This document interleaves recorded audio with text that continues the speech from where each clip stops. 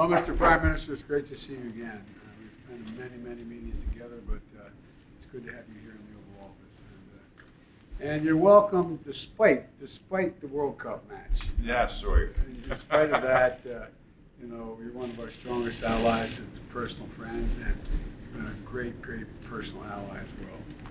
Together, we're stepping up our protection for democratic values across the world, and we're, including standing strong with Ukraine.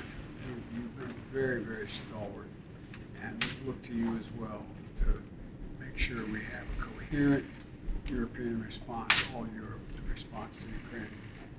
And Russia is just continuing to act in ways that are almost unbelievable.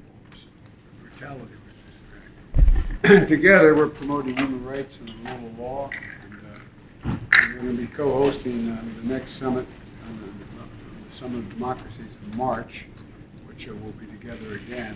And there's a lot that we have to work on together. Together, we're working on how to keep a free and open Indo-Pacific, and quite frankly, meet the challenges of China. Simply put, our countries have been so far in just lockstep in what we've done and our vision for the future. And so today, I look forward to discussing how we can further deepen our relationship and securing our supply chains to strengthen our transatlantic partnership. And thank you again, Mr. Minister. We've had a great relationship with all our countries personally, and I look forward to discussing a lot more in detail. Thank you so much, and also thank you for hosting me. It's the first time in my 5 visits that the fireplace is on. Typically I would start with the economy, and then I would have told the press that we are the second biggest investor in the US, and the United States is the biggest investor in Europe. But I think we should talk Ukraine.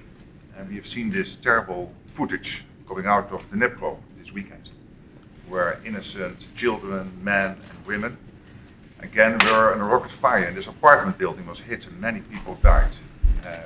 These are horrible pictures, and I think it strengthens even more our resolve to stay with Ukraine, and I want to commend you personally and the United States for your leadership. I'm convinced that history will judge that in 2022, if the United States would not have stepped up like you did, that things would have been very different at the moment in the fight between Ukraine and Russian aggression. And we have decided to spend another $2.5 billion on helping the Ukraine war effort. If you compare that to the size of America, it will be over $50 billion. We have the intention to join what you are doing with Germany on the Patriot project, so the air defense system.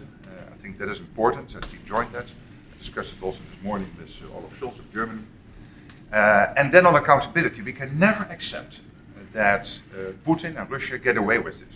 So accountability, to take them to court, to make sure that this all gets done also in a legal way, is crucial, and I know that you and I are working on this. But again, your leadership, United States, you personally, has been crucial. So again, I want to thank you for that, and let's stay closely together this year, and hopefully things will move forward in a way which is acceptable for Ukraine. They've done so much, and this year will be important. So again, thank one you. of the things, if I just add very quickly, Europe continues to step up, respond to Russian action.